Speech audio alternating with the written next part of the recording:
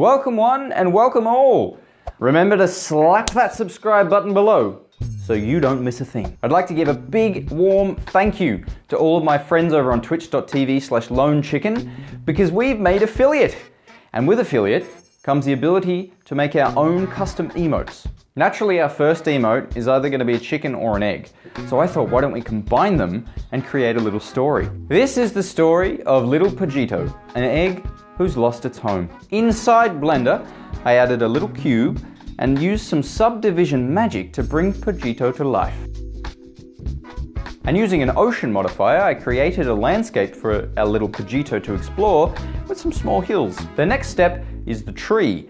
And I have zero experience with trees in Blender, but I was totally stoked to discover the inbuilt generator. So initially I thought, hey, wouldn't it be cool to have the tree's roots sticking up through the ground? So I flipped the tree over and I used the skin modifier to have them stick to the landscape. This turned out to be a terrible idea. I cut down on the number of roots and tried again.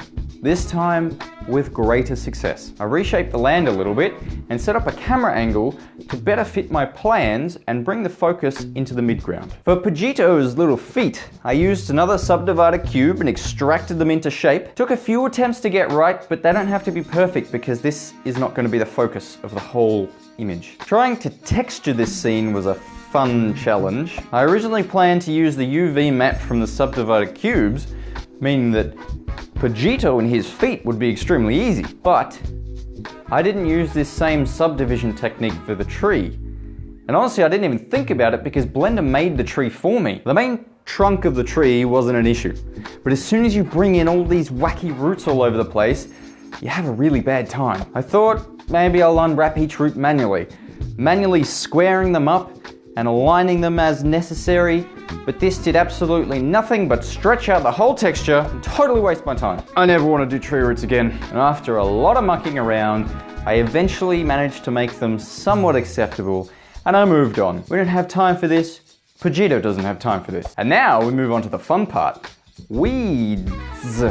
For this section, I used an amazing add-on called Grassveld, which essentially just saves me hours of painstakingly hand-making blades of grass and mediocre-looking flowers. And with just a few clicks, I can paint a whole area that I want covered in grass and weeds and make it magically appear. I can paint an area I want covered in dead leaves and sticks and have it magically appear. This add-on is an absolute time saver.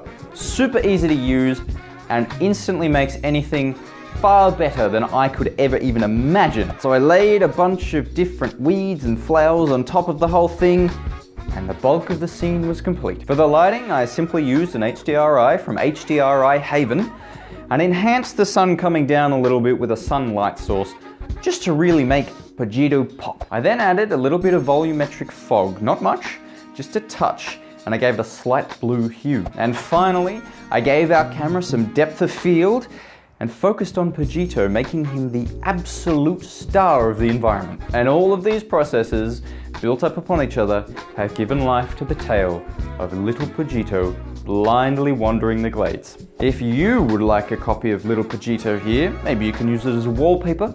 I've supplied a 4K version of the image you can download in the link below. Head on over to twitch.tv/LoanChicken and tickle that follow button so you can see Pollito in action. Once again, I would like to just give a thank you to everybody, both here and on Twitch, for all of your support, because without you, we'd still be a little Pollito wandering in the glades.